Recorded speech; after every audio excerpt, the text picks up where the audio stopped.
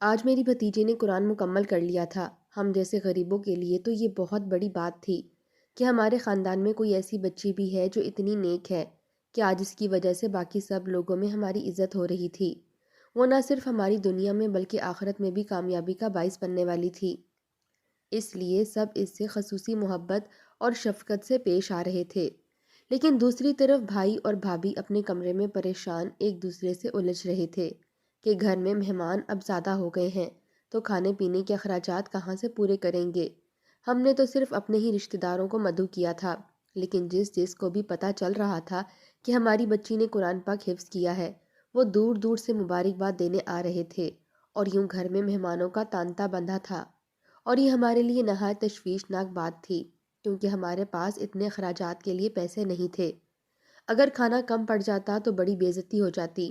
میری بھتیجی مجھے آ کر پوچھنے لگی کہ پھپھو، امی ابو کیوں آپس میں بحث کر رہے ہیں؟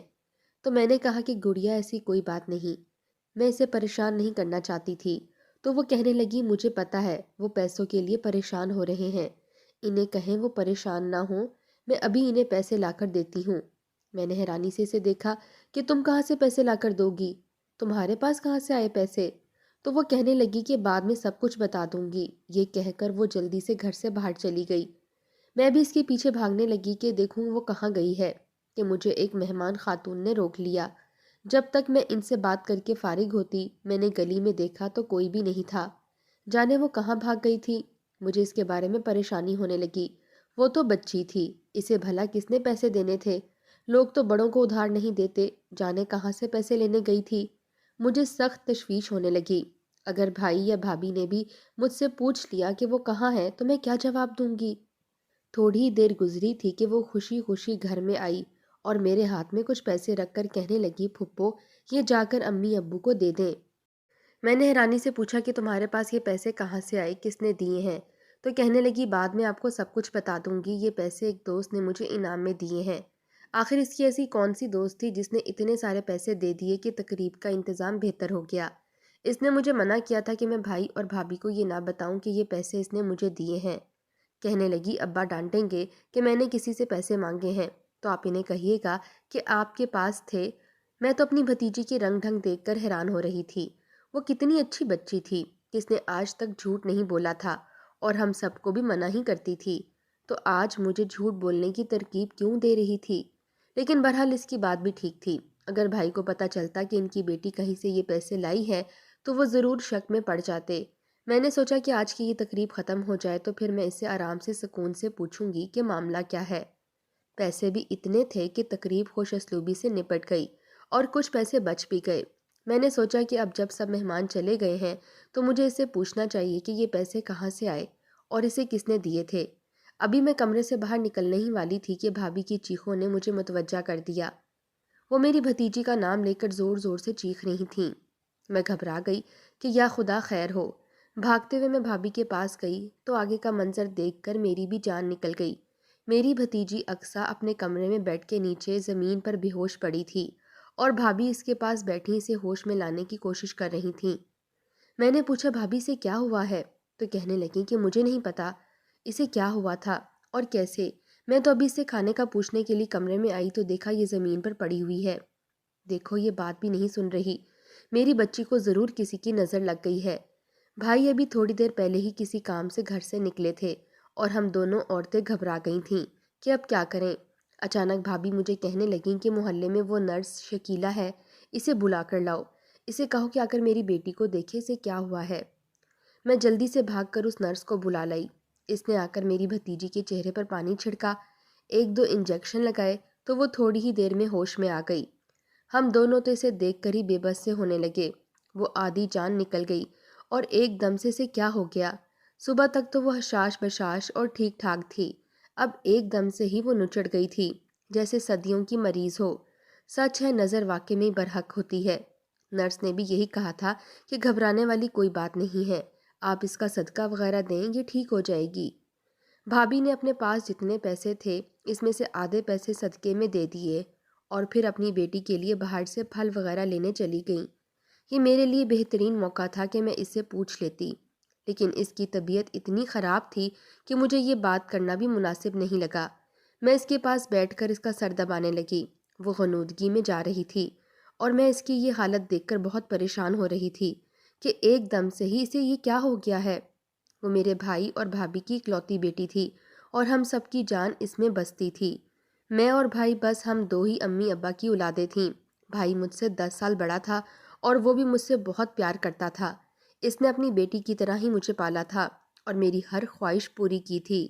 جب بھائی کی شادی کا وقت آیا تو اس نے اپنی بیوی سے صاف صاف کہہ دیا، یہ میری چھوٹی بہن نہیں بلکہ میری بیٹی ہی ہے، تمہیں بھی اس کا میری طرح ہی خیال رکھنا ہوگا۔ اور میری قسمت اچھی تھی کہ میری بھابھی ویسی ہی تھی جیسا میں چاہتی تھی۔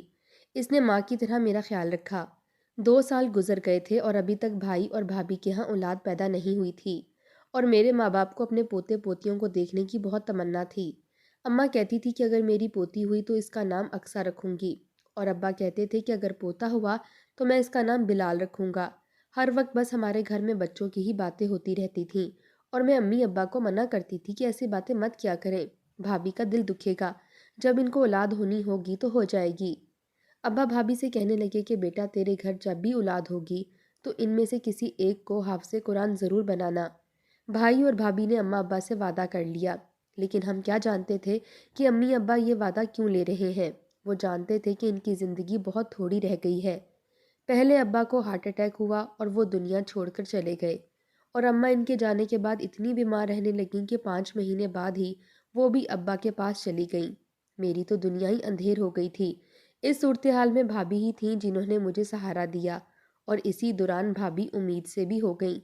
یہ خبر جیسے تپتے صحرا میں بارش کی مانند تھی کہ ہمارے گھر میں اماں ابا کے جانے سے جو اداسی ہو گئی تھی وہ یقیناً بھائی کی اولاد آ کر پوری کر دیتی۔ میں نے ان دنوں بھابھی کا بہت خیال رکھا، اور جب بھابھی کے ہاں پہلی بیٹی نے جنم لیا تو اماں کی خوشی کے مطابق اس کا نام اقصیٰ رکھا گیا۔ وہ ایک بہت ہی پیاری اور ذہین بچی تھی۔ بچپن سے ہی یہ ہر کلاس میں اول آتی رہی تھی، اور ہم خوش تھے کہ اس کو حافظ قرآن بنائیں گے کیونکہ یہ بہت ذہین ہے۔ جب اس نے 6 جماعتیں پڑھ لیں تو ہم نے اسے مدرسے میں ڈال دیا۔ عام طور پر لوگ 2 یا 3 سال میں حفظ کرتے ہیں، لیکن ہماری بچی اتنی ذہین تھی کہ اس نے محض 1 سال میں ہی مکمل قرآن پاک حفظ کر کے سب کو حیرت میں ڈال دیا، اور وہ تھی بھی صرف 13 برس کی۔ ہر طرف اس کے چرچے ہونے لگے، اور آج گھر میں بھی سب مہمان اس کے صدقے واری جا رہے تھے، اس کی بلائیں لے رہے تھے اور اس سے سوالات کیے جا رہے تھے۔ تو مجھے یہی خیال بار بار آ رہا تھا کہ ضرور کسی کی ہی نظر لگی ہے جو میری بھتیجی اتنی بیمار پڑ گئی۔ تھوڑی دیر میں بھابھی بھی آ گئیں اور اس کے لیے پھل وغیرہ لے کر آئیں، لیکن اس سے کچھ بھی کھایا نہیں جا رہا تھا۔ رات تک اس کی حالت اور بھی گر گئی تو ہم اسے ایمرجنسی میں ہسپتال لے کر بھاگے۔ اس کی بیماری کی ڈاکٹروں کو بھی سمجھ نہیں آ رہی تھی۔ کہنے لگے بظاہر تو یہ بالکل ٹھیک ہے، لیکن ہم خود حیران ہیں کہ اس کی ایسی حالت کیوں ہو رہی ہے۔ اس کے بے شمار ٹیسٹ کیے گئے لیکن ٹیسٹوں میں کچھ بھی ظاہر نہیں ہو رہا تھا۔ ہم تینوں اقصیٰ کو لے کر بہت پریشان تھے اور دعائیں مانگ رہے تھے کہ وہ ٹھیک ہو جائے۔ 1-2 بار جب اسے تھوڑا سا ہوش آیا تو وہ مجھے اپنے پاس بلا کر کچھ کہنے لگی، لیکن مجھے اس کی بات سمجھ میں نہیں آ رہی تھی، اور میں نے اسے مزید بولنے سے منع کر دیا کہ تم کچھ بھی مت بولو، بس آرام کرو۔ لیکن وہ بہت بے چین تھی، ایسے کہ جیسے مجھے کچھ بتانا چاہ رہی ہو، لیکن اس کی اتنی ہمت نہیں ہو رہی تھی۔ اس کی بیماری پر جتنے بھی پیسے ہمارے پاس تھے سب خرچ ہو رہے تھے۔ میرا بھائی ایک فیکٹری میں معمولی سی نوکری کرتا تھا، اور وہاں سے بھی وہ جتنا ایڈوانس لے سکتا تھا اس نے لیا، اپنی بچی کی بیماری پر لگا دیا، لیکن ہم سب کی کوششیں رائگاں چلی گئی، ہم اسے بچا نہیں پائے۔ تھوڑے ہی دنوں کے بعد اس کا انتقال ہو گیا اور ہم اسے ہسپتال سے لے کر گھر آ گئے۔ ہمارے لیے قیامت کا دن تھا۔ خدا ایسی آزمائش کسی پر بھی نہ لائے کہ گھر میں میت پڑی ہو اور کفن دفن کے لیے گھر والوں کے پاس 1 بھی روپیہ نہ ہو۔ ہم نے سارے پیسے تو اس کی بیماری پر ہی لگا لیے تھے، ہسپتال کے خرچے اور باقی ٹیسٹ وغیرہ پر، اور اب یہ حال تھا کہ ہمارے پاس کفن دفن کے پیسے نہیں تھے۔ اتنی ہمت نہیں ہو رہی تھی کہ رشتہ داروں کو فون کر کے ہی اطلاع کر دیتے۔ ابھی اسی پریشانی میں تھے کہ پڑوسن نرس چلی آئی۔ پریشانی کا سبب پوچھا تو جب اسے پتہ چلا تو کہنے لگی میرے پاس آپ لوگوں کی پریشانی کا ایک حل ہے۔ ہم نے بے چینی سے پوچھا کیا؟ تو وہ کہنے لگی کہ آپ اپنی بیٹی کی لاش کو 1 دن کے لیے ہمارے ہسپتال میں جمع کروا دو، تم لوگوں کو بیٹی کی کفن دفن کے ساتھ لاکھوں روپے بھی ملیں گے۔ میں نے غصے سے کہا کہ یہ تم کیسی باتیں کر رہی ہو؟ ہم اپنی بیٹی کو تمہارے ہسپتال والوں کے ہاتھوں بیچ دیں تو کہنے لگی نہیں ایسا نہیں ہے، صرف ایک رات کے لیے ہی، وہ بھی صرف اس لیے کہ ہمارے ہسپتال کے غیر مسلم ڈاکٹر تمہاری حافظ قرآن بیٹی پر تجربہ کرنا چاہتے ہیں۔ مجھے یہ سب کچھ ٹھیک نہیں لگ رہا تھا۔ میں نے پوچھا کہ کس قسم کا تجربہ؟ تو کہنے لگی کہ وہ صرف یہ دیکھنا چاہتے ہیں کہ اس کا دماغ کتنا تیز تھا، اس کے لیے بس وہ ایک ٹیسٹ کریں گے، تو بعد میں تم لوگوں کو اپنی بیٹی کو صبح واپس لے آنا اور دفنا دینا۔ میں نے اسے صاف صاف منع کر دیا کہ ہم ایسا کچھ بھی نہیں کریں گے۔ تو بھابھی مجھے کہنے لگی کہ تم کون ہوتی ہو میری بیٹی کی زندگی اور موت کا فیصلہ کرنے والی؟ میں اس کی ماں ہوں اور مجھے یہ سودا منظور ہے۔ میں نے ہکا بکا ہو کر بھابھی کو دیکھا کہ اس نے مجھے آج تک یہ بات نہیں کہی تھی کہ میں اس کی بیٹی کے معاملے میں کیوں بولتی ہوں، تو پھر آج ایسا کیوں؟ بھابھی مجھے ایک طرف لے گئی اور کہنے لگی کہ اس میں ہمارا ہی فائدہ ہے، ہم اس کی بات مان لیں۔ میں نے وجہ پوچھی تو بھابھی کہنے لگی کہ میں چاہتی ہوں کہ میری بیٹی کی تجہیز و تدفین نہایت شاندار ہو۔ میری بیٹی حافظ قرآن تھی، اس کا اتنا تو حق بنتا ہے کہ اس کے شایان شان اس کے کفن دفن کا بندوبست کیا جائے۔ میں نے پریشانی سے کہا لیکن بھابھی وہ ہسپتال والے جانے ہماری بچی کے ساتھ کیا کریں گے؟ تو بھابھی روتے ہوئے کہنے لگی کیا کر لیں گے؟ اب تو میری بیٹی مر گئی ہے، اب اس کے ساتھ کیا ہو سکتا ہے؟ تم بس چپ رہو، ہمارے پاس اس کے علاوہ اور کوئی حل نہیں ہے۔ بھائی بھی نہیں مان رہے تھے لیکن بھابھی نے انہیں بھی منا لیا اور ہمیں اپنی بچی اس نرس کے حوالے کرنی پڑی۔ بھائی اسے خود اسی ہسپتال میں چھوڑ کر آیا تھا جہاں سے اس کی میت آئی تھی۔ نرس نے صرف ایک رات کا وعدہ کیا تھا اور وہ رات ہم تینوں نے بڑی مشکل سے جاگتے ہوئے گزاری۔ ہم تینوں ہی اقصیٰ کو یاد کر کر کے رو رہے تھے اور اس کی بچپن سے لے کر اب تک کی باتوں کو یاد کر رہے تھے کہ اچانک مجھے یاد آیا کہ اس نے مجھے بتانا تھا کہ اپنے حفظ کی تقریب والے دن وہ پیسے کہاں سے لے کر آئی تھی۔ وہ شاید بعد میں بھی جب وہ بستر مرگ پر تھی تو یہی بات بتانے کے لیے مجھے بار بار اپنے پاس بلا رہی تھی، لیکن موت نے اسے اتنی مہلت نہیں دی۔ کاش وہ مجھے بتا دیتی تو میں کچھ بھی کر کے جس سے اس نے پیسے لیے تھے اسے واپس کر دیتی تاکہ میری بھتیجی کے سر پر کوئی قرض تو نہ رہتا۔ جیسے ہی رات گزری اور صبح ہوئی تو ہم سب جلدی سے ہسپتال بھاگے کہ اپنی بچی کی میت لے سکیں، لیکن حیران رہ گئے، وہاں پر تو رش لگا ہوا تھا۔ بھائی نے ایک آدمی سے پوچھا کہ یہاں پر اتنے لوگ کٹھے کیوں ہیں، تو کہنے لگا کہ ہسپتال میں آگ لگ گئی ہے۔ یہ سنتے ہی ہماری تو جان نکل گئی۔ ہم فوراً اس کمرے کی طرف بھاگے جس میں بچی کو رکھا تھا، لیکن یہ دیکھ کر تو ہم کام کر ہی رہ گئے کہ آگ اسی کمرے میں لگی ہوئی تھی جس میں ہماری بچی تھی۔ بھابھی چیخنے لگی اور ان کو دورے پڑنے لگے۔ بھائی بھی آگے بڑھ کر اس کمرے میں جانے لگے لیکن سیکیورٹی نے انہیں روک لیا۔ کچھ پتہ نہیں تھا کہ آگ وہاں پر کیسے لگی اور کس نے لگائی۔ کمرے کے اندر جو کچھ بھی تھا وہ جل کر راکھ ہو گیا تھا۔ بھائی غصے سے کہنے لگے کہ میں ہسپتال کی انتظامیہ پر کیس کروں گا، لیکن ظاہر ہے وہ غریب آدمی تھے، ان کی کون سن سکتا تھا۔ وہ نرس ہمارے پاس آئی اور آ کر کہنے لگی کہ یہ صرف ایک حادثہ تھا، خدا کو ایسا ہی منظور تھا، آپ لوگ کیا کر سکیں گے؟ کچھ بھی نہیں۔ ابھی تو ڈاکٹروں نے اس پر کوئی ٹیسٹ بھی نہیں کیا تھا، لیکن وعدے کے مطابق آپ کو لاکھوں روپے ملیں گے جس سے آپ کی ساری زندگی سکون سے گزر جائے گی۔ مجھے تو یہ سمجھ نہیں آ رہا تھا کہ آگ صرف اسی کمرے میں ہی کیوں لگی، باقی کمرے تو بالکل ٹھیک تھے۔ جانے کیوں لیکن مجھے یہ بات شک میں مبتلا کر رہی تھی کہ جس کمرے میں میری اقصیٰ کی میت تھی صرف وہیں پر حادثہ ہوا، اور کہیں بھی تو ہو سکتا تھا، لیکن ہونے کو کون ٹال سکتا تھا؟ وہ تو پہلے ہی اس دنیا میں نہیں رہی تھی اور اب اس کی میت بھی دفنانے کے ہم قابل نہیں ہو سکے۔ ہم نے سب کو یہی کہا تھا کہ وہ ہسپتال میں زیر علاج تھی کہ اسی کمرے میں آگ لگ گئی جس سے ہماری اقصیٰ چلی گئی۔ ڈاکٹروں کی طرف سے ملے ان پیسوں سے بھابھی نے آخری رسومات بہت شان سے ادا کیں، حالانکہ میں نہیں چاہتی تھی کہ ہم اپنی بچی کے بدلے میں پیسے وصول کریں، لیکن کہتے ہیں نا کہ پیسہ اس دنیا کی سب سے بڑی حقیقت ہے، تو ایسا ہی تھا۔ اب انہی پیسوں سے ہمارے گھر کا چولہا جلنے لگا تھا، کیونکہ بھائی کو تو ان کی فیکٹری والوں نے کام سے نکال دیا تھا، اور اب جب تک انہیں کوئی نیا کام نہیں ملتا تو ہم انہی پیسوں سے گزارا کرنے پر مجبور تھے، ورنہ مر جاتے۔ میں بھی گھر کے حالات کو دیکھ رہی تھی اور سوچ رہی تھی کہ مجھے بھی کوئی نوکری کر لینی چاہیے، اگرچہ مجھے پڑھائی کا بالکل بھی شوق نہیں تھا اور میں نے انٹر کے بعد پڑھائی چھوڑ دی تھی، لیکن اب مجھے احساس ہو رہا تھا کہ کاش میں تھوڑا اور پڑھ لیتی تو آج اس مصیبت اور مشکل وقت میں اپنے بھائی کا سہارا تو بن جاتی۔ میری شروع سے ہی پڑھائی سے جان جاتی تھی اور میرا بھائی مجھے یہ کہتا تھا کہ میں تو پڑھ لکھ نہیں سکا لیکن تم تو پڑھو، مگر وہ بھی مجھے مزید پڑھنے کے لیے قائل نہ کر سکا اور انٹر کے بعد ہی میں گھر بیٹھ گئی۔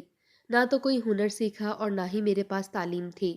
آج مجھے بہت افسوس ہو رہا تھا کہ میں نے اپنی زندگی کے اتنے قیمتی سال برباد کر دیے، ورنہ کچھ سیکھا ہوتا اور کچھ پڑھا ہوتا تو آج اپنے گھر کے حالات بدلنے میں اپنا کچھ کردار ہی ادا کر پاتی۔ اب مجھے کوئی اچھی نوکری تو مل نہیں سکتی تھی، تو میں نے سوچا کہ صاف ستھرائی کا کام ہی کہیں مل جائے تو وہ بھی کر لوں گی۔ ایک دن میں اسی ہسپتال کے باہر سے گزر رہی تھی کہ میں نے اسی ہسپتال کے باہر بورڈ لکھا دیکھا کہ صفائی کے لیے آیا کی ضرورت ہے، تو میں وہاں پر چلی گئی۔ انتظامیہ نے مجھ سے بات چیت کی اور کہنے لگے ٹھیک ہے تمہیں یہ نوکری مل جائے گی، تم کل سے آ جانا۔ مگر اسی وقت میں نے دیکھا کہ ہماری پڑوسن مجھے دیکھ کر وہیں پر آ گئی اور حیرانگی سے پوچھنے لگی کہ تم یہاں پر کیا کر رہی ہو؟ تو میں نے اسے کہا کہ یہاں پر صفائی کے لیے آیا کی ضرورت تھی، تو میں انٹرویو دینے آئی تھی اور ان لوگوں نے مجھے رکھ لیا ہے۔ تو میری بات سن کر ہی اس کے چہرے کے تاثرات بدل گئے۔ مجھے کہنے لگی کہ نہیں، تم یہاں پر نوکری نہیں کر سکتی۔ میں نے ناگواری سے پوچھا کہ کیوں؟ کیوں نہیں کر سکتی؟ اور ان لوگوں نے تو مجھے رکھ لیا ہے، میں کل سے نوکری شروع کر دوں گی۔ وہ مجھے دیکھے بغیر جلدی سے اس کمرے کی طرف بھاگی جہاں پر انتظامیہ کے کچھ لوگ بیٹھے ہوئے تھے۔ میں اس کے رویے کو لے کر سوچنے لگی کہ اسے کیا ہو گیا ہے؟ اسے بھلا میری نوکری سے کیا مسئلہ پیدا ہو سکتا تھا؟ اور میں نے پیچھے مڑ کر دیکھا تو مجھے وہ ان لوگوں سے کچھ بات چیت کرتی نظر آئی۔ اس کے بات کرنے کے انداز میں ایسی سنسنی سی تھی کہ لگ رہا تھا جیسے بہت ہی کوئی اہم انکشاف کر رہی ہو۔ ان لوگوں نے بھی مجھے شیشے کے باہر سے دیکھا تو مجھے نہ جانے ایسا کیوں لگا کہ اندر میرے ہی بارے میں بات ہو رہی ہے۔ کچھ منٹوں کے بعد نرس میرے پاس آ کر کہنے لگی تم اندر چلو، تمہیں اندر بلایا جا رہا ہے۔ میں جب اس کے ساتھ کمرے میں گئی تو وہ مجھے کہنے لگے کہ ہم معذرت چاہتے ہیں، ہم آپ کو یہ نوکری نہیں دے سکتے۔ اصل میں یہ نرس پہلے ہی کسی اور سے وعدہ کر چکی تھی کہ نوکری انہیں ملے گی اور ہمیں یاد نہیں رہا تو ہم نے آپ کو رکھ لیا، لیکن ظاہر ہے یہ ہماری بہت پرانی سٹاف ہے تو ہمیں ان کی بات رکھنی ہوگی، اس لیے آپ جا سکتی ہیں۔ میں بہت دکھی ہو کر وہاں سے نکل آئی، لیکن میں الجھ بھی گئی تھی کہ انہوں نے تو پہلے ہاں کر دی تھی، پھر اس نرس کے کہنے پر نہ کیوں کی؟ انہوں نے ایسا کیوں کیا؟ اور اس نرس کو مجھ سے کیا دشمنی تھی کہ اس نے میری نوکری نہیں ہونے دی؟ وہ مجھے کہنے لگی کہ اصل میں میری کام والی نے مجھے کئی دنوں سے کہہ رکھا تھا کہ اگر ہسپتال میں آیا کی ضرورت ہو تو میں اسے ضرور بتاؤں، تو میں نے اسے وعدہ کیا تھا اور اب میں اپنے وعدے کی خلاف ورزی نہیں کر سکتی تھی، اس لیے مجھے مجبوراً یہ قدم اٹھانا پڑا۔ مجھے معاف کر دو، لیکن میں کوشش کروں گی کہ تمہاری کسی اور جگہ پر نوکری لگوا دوں۔ تمہیں یہ آیا کی نوکری کرنے کی کیا ضرورت ہے؟ تم پڑھی لکھی ہو تو میں کوشش کروں گی کہ تمہیں کوئی اچھا کام دلوا دوں۔ وہ بڑی میری ہمدرد بن رہی تھی، لیکن مجھے اس کی کسی بھی بات کا یقین نہیں آیا۔ مجھے اس کی نیت میں ہی فطور لگ رہا تھا اور مجھے اس کی یہ بات بھی جھوٹی ہی لگ رہی تھی کہ وہ میری جگہ کسی اور کو نوکری پر رکھنے کا وعدہ کر چکی ہے۔ اگر ایسا ہوتا تو پھر اسپتال والوں کو باہر اشتہار لگانے کی ضرورت ہی کیوں پڑتی؟ خیر، میں اسے الجھنا نہیں چاہتی تھی، اس لیے چپ چاپ ہسپتال سے باہر نکل آئی۔ گھر آ کر بھی میں اس کے رویے پر حیران و پریشان ہوتی رہی کہ آخر اس نے میرے ساتھ ایسا کیوں کیا، لیکن مجھے کوئی بھی سرا ہاتھ میں آتا نظر نہیں آیا۔ اگلے دن میں پھر سے نوکری کی تلاش میں گھر سے باہر نکلی تو واپسی پر اسی ہسپتال کے سامنے سے گزری اور دیکھا کہ وہ اشتہار ابھی تک وہیں پر لگا ہوا تھا۔ اصولی طور پر تو جب انہوں نے فیصلہ کر ہی لیا تھا کہ وہ اس نرس کے کہنے پر کسی کو رکھیں گے تو پھر انہیں یہ اشتہار اتار دینا چاہیے تھا، جبکہ ایسا نہیں تھا اور یہ بات مجھے کسی بھی طور سمجھ نہیں آ رہی تھی۔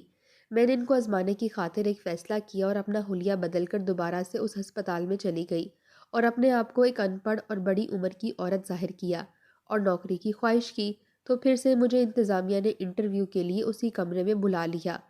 وہ لوگ مجھے پہچان نہیں پائے تھے اور کچھ ضروری سوالات کے بعد کہنے لگے کہ ٹھیک ہے، ہمیں آیا کی ضرورت ہے تو کل سے تم کام پر آ جانا، لیکن اس ہسپتال کے کچھ اصول ہیں کہ تمہیں اپنے کام سے کام رکھنا ہوگا اور کسی بھی معاملے میں تم مداخلت نہیں کرو گی، ورنہ تمہیں اس نوکری سے فارغ کر دیا جائے گا اور اصولوں کی خلاف ورزی کے نتیجے میں تمہیں جیل بھی ہو سکتی ہے۔ میں گھر واپس آ گئی، نوکری تو مجھے مل گئی تھی، اب مجھے یہ معلوم کرنا تھا کہ وہ نرس ایسا کیوں نہیں چاہتی تھی کہ میں یہاں پر آؤں۔ شاید ہم محلے دار تھے تو وہ نہیں چاہتی ہوگی کہ میں اس کی کسی بھی سرگرمی کے بارے میں جان لوں۔ کوئی تو ایسی وجہ تھی جس کی وجہ سے وہ گھبرا گئی تھی اور اس نے مجھے یہاں سے نکلوانے کی پلاننگ کی تھی۔ میں اب اپنا حلیہ روز بدل کر وہاں جاتی تھی، ایک دو بار تو وہ بھی میرے سامنے سے گزری لیکن اس نے مجھے نہیں پہچانا۔ میں اس پر نظر رکھنے لگی تو یہ جان کر مجھے بہت حیرانی ہوئی کہ وہ ڈاکٹرز کے ساتھ ایک خاص کمرے میں جاتی تھی اور ان ڈاکٹرز کے ساتھ ہی اس نرس کے علاوہ اور کوئی نرس کو بھی اندر جانے کی اجازت نہیں ہوتی تھی اور صرف چند مخصوص ڈاکٹر ہی اس کمرے میں جاتے تھے۔ وہاں پر صفائی والی بھی کوئی اور ہی تھی۔ ہسپتال کے کسی عملے کو بھی اس کمرے میں جانے کی اجازت نہیں تھی اور نہ ہی اس بارے میں کچھ پوچھنے کا حق تھا۔ جو عورت اندر صفائی کرنے جاتی تھی، ایک دو بار میں نے اس سے پوچھا کہ آخر اس کمرے میں ایسا بھی کیا خاص ہے۔ وہ کہنے لگی کہ اصل میں یہاں پر کچھ خاص مریض ہوتے ہیں جن پر یہ ڈاکٹرز تجربہ کرتے ہیں، اسی وجہ سے باقیوں کو یہاں پر جانے کی اجازت نہیں دی جاتی۔ وہ اس ہسپتال میں چونکہ کافی سالوں سے کام کر رہی تھی، اس پر ڈاکٹروں کو اعتبار تھا اور اس کمرے کی صفائی کے لیے صرف وہی اندر جاتی تھی۔ ایک بار میں صفائی کر رہی تھی تو میرے سامنے سے ایک اسٹریچر گزرا جس پر شاید کوئی نوجوان مریضہ تھی، جس پر تجربے کی غرض سے اسے سامنے والے کمرے میں لے جایا جا رہا تھا۔ اس کا ہاتھ چادر سے باہر لٹک رہا تھا اور جب میں نے اس کے ہاتھ کو دیکھا تو ایک دم سے چونک گئی، کیونکہ اس مریضہ کے ہاتھ کے 2 انگوٹھے تھے۔ میں یہ دیکھ کر اس لیے چونکی تھی کیونکہ میری مرحوم بھتیجی کے ہاتھ میں بھی 2 انگوٹھے تھے۔ پہلے میرے ذہن میں خیال آیا کہ کہیں یہ اقصیٰ تو نہیں ہے، لیکن پھر میں نے خود کو ڈانٹا کہ وہ بھلا یہاں پر کیسے ہو سکتی ہے۔ اس کو تو گئے ہوئے بھی 2 مہینے ہونے والے ہیں، لیکن نہ جانے کیوں میرے اندر سے بار بار یہی آواز اٹھ رہی تھی، مجھے آگے بڑھ کر اس کے چہرے سے چادر ہٹا کر دیکھ لینا چاہیے کہ آخر وہ ہے کون۔ اور شاید میں ایسا کر بھی لیتی، لیکن اسی وقت ڈاکٹر اسٹریچر کو لے کر کمرے کے اندر چلے گئے اور دروازہ بند ہو گیا۔ میرا دل بار بار یہی کہہ رہا تھا کہ اسٹریچر پر میری بھتیجی ہی ہوگی، لیکن پھر میں نے یہ سوچا کہ اگرچہ ہم نے اس کی میت اپنے ہاتھوں سے نہیں دفنائی تھی، لیکن اس نے ہماری نظروں کے سامنے ہی دم دیا تھا۔ اب اس کے زندہ ہونے کا سوال ہی پیدا نہیں ہوتا۔ یہ یقیناً کوئی اور بچی تھی جس کو دیکھ کر مجھے اپنی بھتیجی کا وہم ہو رہا تھا۔ اسی دن اتفاق ایسا ہوا کہ جو میرے ساتھ کام کرنے والی تھی وہ مجھے کہنے لگی کہ میری طبیعت بہت خراب ہے اور ڈاکٹر صاحب کے آنے سے پہلے مجھے اس کمرے کی صفائی بھی کرنی ہے۔ تو کیا یہ ممکن ہے کہ آج تو میری جگہ چلی جاؤ، لیکن کسی کو بتانا مت، ورنہ میری نوکری بھی جا سکتی ہے، کیونکہ اس کمرے میں میرے علاوہ آج تک کوئی نہیں گیا۔ اس نے اپنے کپڑوں سے اپنے نام کی چٹ میرے کپڑوں پر لگا دی اور میں اچھے سے خود کو ماسک میں کور کر کے اس کی جگہ اس کمرے میں صفائی کرنے چلی گئی۔ وہاں پر وہ صبح والی مریضہ ایک مشین کے نیچے لیٹی ہوئی تھی اور اس کے چہرے پر سفید رنگ کی چادر تھی۔ جانے وہ زندہ تھی یا نہیں، صفائی کرتے ہوئے میرا دھیان بار بار اسی کے اوپر جا رہا تھا۔ اس سے پہلے کہ میں اس کے چہرے سے چادر ہٹا کر دیکھتی، اسی وقت ڈاکٹرز کے ساتھ وہ نرس بھی اندر داخل ہوئی۔ اس مریضہ کا معائنہ کرنے کے بعد وہ لوگ وہاں سے چلے گئے اور جاتے ہوئے مجھے بھی کہنے لگے کہ تم بھی ہمارے ساتھ چلو، کیونکہ اب ہم اس کمرے کو تالا لگانے لگے ہیں۔ میں چپ چاپ ان کے ساتھ کمرے سے باہر آ گئی۔ میں نے اپنی ساتھی عورت سے پوچھا کہ اس کمرے میں جو مریضہ ہے کیا تم اس کے بارے میں جانتی ہو، وہ کون ہے؟ تو کہنے لگی مجھے اس کے بارے میں نہیں پتا، بس اتنا پتا ہے کہ کوئی بچی ہے، بڑی ہی پیاری ہے، جانے کن ماں باپ نے تجربات کرنے کے لیے ڈاکٹرز کے ہاتھوں اپنی بیٹی کو بیچ دیا ہے۔ بچی کا سن کر میرے دل کو کچھ ہونے سے لگا۔ اس کا مطلب ہے کہ اس وقت اسٹریچر پر کوئی جوان مریضہ نہیں بلکہ کوئی بچی ہی تھی۔ اگلے دن میں نے خود اسے کہا کہ تمہاری طبیعت تو مجھے ابھی بھی ٹھیک نہیں لگ رہی، تو آج میں نہ صرف اس کمرے میں بلکہ جہاں جہاں تمہاری ڈیوٹی ہے ہر جگہ تمہارے حصے کی صفائی کر دوں گی۔ تو اس نے خوش ہو کر آج بھی مجھے اپنی جگہ بھیج دیا۔ میں نے جاتے ہی اس بچی کے منہ سے کپڑا ہٹانے کی کوشش کی تو اسی وقت دروازہ کھلنے کی آواز آئی اور میں جلدی سے مشینوں کے پیچھے جا کر چھپ گئی۔ کچھ ڈاکٹرز اور وہی نرس کمرے کے اندر داخل ہوئے۔ ڈاکٹرز نرس کو کہنے لگے کہ اس میں تو کوئی شک نہیں کہ یہ بچی تو غیر معمولی طور پر ذہانت کی حامل ہے اور اس کے دماغ سے لیے گئے ان ذہانت کی خلیوں کی وجہ سے ہمیں بہت فائدہ ہوا ہے۔ وہ نرس کہنے لگی ذہین تھی تو اسی لیے اس کے گھر والوں نے اسے قرآن حفظ کرنے کے لیے مدرسے میں ڈالا تھا۔ ہمارے ہاں مدارس میں زیادہ تر وہی بچے جاتے ہیں جو بہت زیادہ ذہین ہوں، ورنہ آپ خود ہی سوچیں کہ اتنی بڑی کتاب جس میں 30 پارے ہوں، کیا وہ آسانی سے عام لوگوں کو یاد ہو سکتی ہے؟ کبھی نہیں۔ ایسا تو صرف ذہین بچے ہی کر سکتے ہیں۔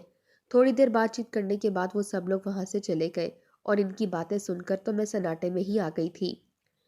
اس نرس کے حافظ قرآن کہنے پر میں چونک گئی تھی اور ان کے کمرے سے باہر جاتے ہی میں جلدی سے اس بچی کے پاس گئی اور ایک دم سے اس کے چہرے سے چادر ہٹا دی۔ میرے شک کی بدترین تصدیق ہو گئی، کیونکہ وہاں پر تو میری بھتیجی لیٹی ہوئی تھی، مشینوں سے جکڑی ہوئی، وہ پہچانی ہی نہیں جا رہی تھی۔ میں تو یہ دیکھ کر خوش ہو گئی کہ وہ زندہ تھی۔ میں اسے ہوش میں لانے کی کوشش کرنے لگی۔ مجھے ڈر ہوا کہ اگر میں نے اس کو ان مشینوں سے آزاد کرنے کی کوشش کی تو کہیں اس کے ساتھ کچھ برا ہی نہ ہو جائے۔ کیا کرنا چاہیے تھا؟ میں سوچنے لگی۔ پھر میں نے ایک فیصلہ کرتے ہوئے اسی وقت پولیس کو فون کر دیا اور ان کو کہا کہ یہاں پر کچھ غیر مسلم ڈاکٹر بچوں کو اغوا کر کر ان پر تجربے کرتے ہیں اور میری بھتیجی بھی انہی کے قبضے میں ہے۔ आधे घंटे के अंदर ही पुलिस ने आकर छापा मारा तो वहां पर कई और बच्चे मिले और वो सब के सब हाफिज़े कुरान थे, जिनके घर वालों को यही तासुर दिया गया था कि वो वफात पा चुके हैं। अब वो डॉक्टर इन पर आराम और सुकून से तजर्बात वगैरह कर रहे थे। मज़ीद तफ्तीश करने पर उस नर्स ने इंकशाफ किया कि वो गैर मुल्की और गैर मुस्लिम डॉक्टरों के साथ मिली हुई थी। इन्हें हमारे मुल्क के ज़हीन तरीन बच्चे चाहिए थे, जिन पर वो तजर्बात कर सकें, ख़ासकर वो बच्चे जो कुरान पाक हिफ्ज़ करते थे। उन डॉक्टर्स के नज़दीक ऐसे बच्चे गैर मामूली जहानत के हामिल होते हैं और इन्हें वही चाहिए थे, और मैं इन्हें ऐसे बच्चे ही मुहैया करती थी। तुम्हारी भतीजी के बारे में भी मुझे पता चला कि वो कुरान पाक हिफ्ज़ करती है, तो एक दिन मैंने इसे कुछ पैसे देने की कोशिश की, तो इसने मना कर दिया। मैंने इसे कहा कि ये तुम्हारा कुरान पाक हिफ्ज़ करने का इनाम है, जब तुम्हें पैसों की ज़रूरत हो मुझसे आकर ले जाना। तब तो वो मना करके चली गई थी, लेकिन फिर जब उस दिन तुम लोगों के घर पर तकरीब थी और तुम लोगों के पास पैसे नहीं थे तो वो मेरे पास आई और मुझे कहने लगी, आपने मुझे कहा था कि वो पैसे मेरा इनाम है, तो क्या आप मुझे दे सकती हैं? उसी वक्त मैंने पूरा प्लान बना लिया कि मुझे क्या करना है। मैंने इसे बिठाया और शरबत पिलाया और बहुत सारे पैसे देकर कहा कि मुझे तुमसे कुछ काम है, तो जब तुम्हारी तकरीब ख़त्म हो जाए तो मेरे घर पर आना। वो मेरा शुक्रिया अदा करने आई तो मैंने इसे इंजेक्शन लगा दिया, जिसकी वजह से इसकी तबीयत ख़राब होने लगी, और फिर मेरे ही मशवरे पर तुम लोगों ने इसे उसी अस्पताल में दाखिल करवाया जहाँ पर हम इसका तजर्बा करना चाहते थे। उन डॉक्टर्स ने जानबूझकर इसे इस हालत में रखा था कि तुम लोगों को यही लगता कि अब बस इसके आखिरी दिन करीब हैं। फिर हमने इसे ऐसा इंजेक्शन लगा दिया जिसकी वजह से इसके दिल की धड़कन बहुत ही कम हो गई, लेकिन वो ज़िंदा थी। प्लान के मुताबिक तुम लोगों को कह दिया गया कि इसकी वफ़ात हो गई है।